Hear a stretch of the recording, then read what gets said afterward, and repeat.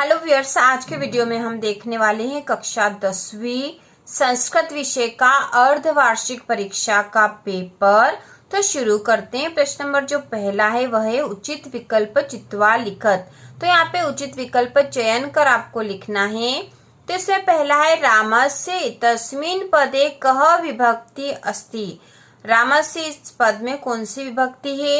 यहाँ ऑप्शन दे रखे हैं तृतीया, द्वितीया, षष्ठिया, पंचमी। तो यहाँ उत्तर आएगा षष्ठी। दूसरा है मया तस्मिन् पदे कह विभक्ति अस्ति। मया इस पद में कौन सी विभक्ति है? तो इस पद में विभक्ति है तृतीया। इसके बाद तीसरा है राजानम तस्मिन् पदे कह विभक्ति अस्ति। राजानम इस पद में कौन सी विभक्ति है? यहाँ पर दे रखा द्वितीया, चतुर्थी, प्रथम या पंचमी। तो यहाँ आएगा द्वितीया। ठीक है, यहाँ द्वितीया विभक्ति है। इसके बाद चौथा है कवि शब्दस्य द्वितीया विभक्ति रूपम किम। कवि शब्द में द्वितीया विभक्ति कौन सी है? कविम, कविः, कविना या कवे। तो यहाँ उत्तर आएगा कविम। इसके बाद पांचवा है अधोलिखितेषु अव्ययम पदम नास्ति। अधोलिखित में से अव्यय पद कौन सा नहीं है? यदा कदा, यत्र तत्र, उद्यानम वनम या यदा कदा। तो इसका उत्तर है उद्यानम वनम। यह अव्यय नहीं है, इसके अलावा जो दे रखे हैं ये अव्यय पद हैं। इसी प्रकार से छठा क्वेश्चन है विद्या माता इव रक्षति अस्मिन् वाक्ये अव्यय अस्ति। तो विद्या माता इव रक्षति इस वाक्य में अव्यय कौन सा है यह बताना हमें। तो यहाँ दे रखा माता, विद्या, रक्षति या इव। तो इसमें इव जो है यह अव्यय पद है। इसके बाद प्रश्न नंबर जो दूसरा है शुद्ध वाक्यानाम समक्षम आम, अशुद्ध वाक्यानाम समक्षम न इति लिखत। तो जो शुद्ध मतलब सही वाक्य है उसके सामने हमें आम लिखना है, आम मतलब सत्य, और जो अशुद्ध वाक्य उसके सामने हमें न लिखना है। तो इसमें पहला है प्राचार्य तस्मिन् पदे प्र उपसर्ग अस्ति। तो यह सत्य है, यहाँ पे प्र उपसर्ग है तो यहाँ आएगा आम। दूसरा है संस्कृत इतस्मिन् पदे सम उपसर्ग अस्ति। तो यहाँ पे भी आम आएगा, सत्य कथन है। तीसरा है हनिष्यति इतस्मिन् पदे प्रथम पुरुष अस्ति। तो यह भी आम है। इसके बाद चौथा है लभ आत्मनेपदी धातु अस्ति। तो यहाँ पे भी आम है। इसके बाद पांचवा है अचायत तस्मिन् पदे याच धातु अस्ति। तो यहाँ आएगा न। और लभेत तस्मिन् पदे उत्तम पुरुष अस्ति। तो यहाँ पे भी आएगा न। इसके बाद अगला प्रश्न नंबर तीसरा है उचित मेलनम कुरुत। यहाँ पे खंड और ब दे रखे हैं। तो खंड अ में दे रखे हैं मनः धनरथ महेंद्र वंशहीनः कृष्ण सर्पः यथाशक्तिर इत्यादि। खंड बहे तत्पुरुष समास, मनोरथ, गुण स्वर संधि, यण स्वर संधि, कर्मधारय समास और अव्ययीभाव समास। तो इसकी हम जोड़ी बना देंगे। सबसे पहले मन धन रथ, यह हो जाएगा मनोरथ। तो पहले की जोड़ी यहाँ बनेगी। दूसरा है महेंद्र।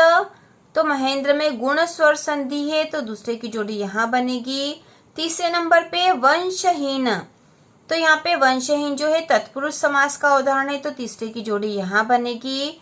चौथे नंबर पे कृष्ण सर्प जो कि कर्मधारय समास का उदाहरण है तो चौथे की जोड़ी यहाँ बनेगी। पांचवें नंबर पे यथाशक्ति और यह अव्ययीभाव समास का उदाहरण है तो पांचवे की जोड़ी यहाँ बनेगी। और छठे नंबर पे लिखा है इत्यादि। तो इत्यादि में यण स्वर संधि है तो छठे की जोड़ी यहाँ बनेगी। ठीक है, छठे की जोड़ी यहाँ बनेगी। इत्यादि में यण स्वर संधि है। इसके यहाँ जो प्रश्न नंबर चौथा वह हम देखेंगे। तो प्रश्न नंबर 4 है एक पदेन उत्तर लिखत। एक पद में हमें यहाँ उत्तर लिखना है। इसमें पहला हसितुम इतस्मिन् पदे प्रत्यय अस्ति। हसितुम इस पद में प्रत्यय कौन सा है? तो यहाँ आएगा तुमुन। दूसरा है गतवान अत्र कह प्रत्यय। गतवान में कौन सा प्रत्यय है? तो यहाँ आएगा कतवतु। तीसरे नंबर पे सर्वदा सर्वकार्येषु का बलवती। तो सर्वदा सर्वकार्येषु बुद्धिर बलवती।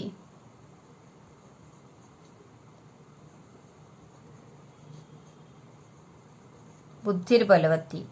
इसके बाद चौथा है पिता पुत्राम बाल्ये की यच्छति, तो इसका उत्तर आएगा पिता पुत्राम बाल्ये की यच्छति, इसका उत्तर है विद्याधनम, विद्याधनम।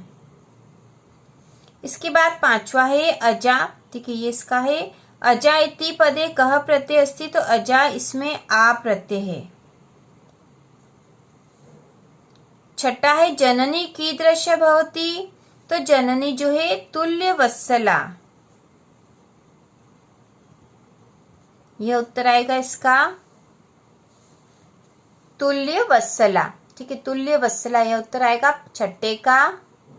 इसके बाद प्रश्न नंबर 5 है प्रदत्ते शब्दे रिक्त स्थान पूर्ति कुरुत, तो जो शब्द दे रखे हैं इससे हमें रिक्त स्थान भरना है। इसमें पहला है आम्रम इत्यस्य पर्याय पद, तो आम्रम इस पद का पर्याय पद है रसालम।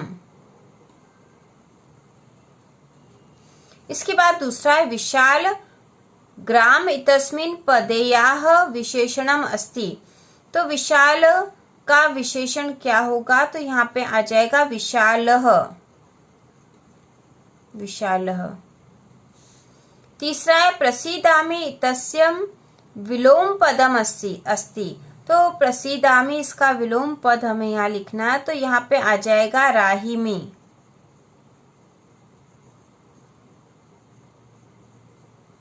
इसके बाद चौथा है सन्यासी गृह त्यागी भवति तस्मिन् वाक्ये विशेष्य अस्ति, तो यहाँ पे आएगा सन्यासी।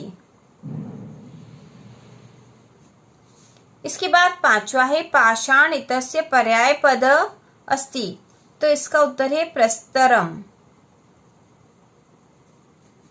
इसके बाद छठा है सुलभ इत्यस्य विलोम पदम अस्ति, तो सुलभ इसका विलोम पद क्या है, तो यहाँ आ जाएगा दुर्लभ। इसके बाद प्रश्न नंबर जो 6 है वह 2 नंबर का प्रश्न है, और प्रश्न है कस्मात् कारणात् महानगरेषु संसरणं कठिनं वर्तते, और इसके अथवा में है अस्माकं पर्यावरणे किम किम दूषित अस्ति। सातवां है व्याघ्रः किम विचार्य पलायितः, और इसके अथवा में है बाल भावात हिमकरः कुत्र विराजते, तो इन सारे ही प्रश्नों के उत्तर एक साथ हम देंगे।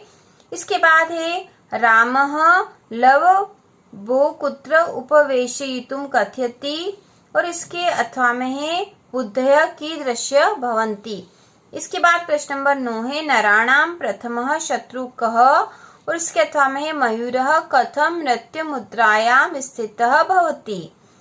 अगला प्रश्न है वस्तुतः चोरः कः आसीत्, और इसके अथवा में है मातुः अधिका कृपा कास्मिन् भवति। इसके बाद अगला प्रश्न नंबर 11 है अधोलिखित वाक्येषु वाक्य दृश्यम वाक्य परिवर्तन कुरुत, तो यहाँ पे वाक्य परिवर्तन करने हैं।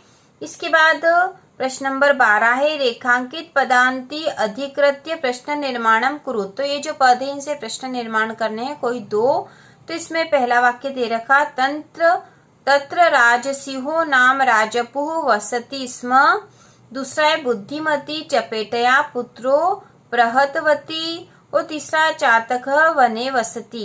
तो इन सारे ही प्रश्नों के उत्तर हम एक साथ करेंगे अगले वीडियो में। तो इसी प्रकार के और वीडियो देखने के लिए संस्कृत के पेपर का पार्ट 2 और फुल सॉल्यूशन देखने के लिए चैनल को सब्सक्राइब कीजिए।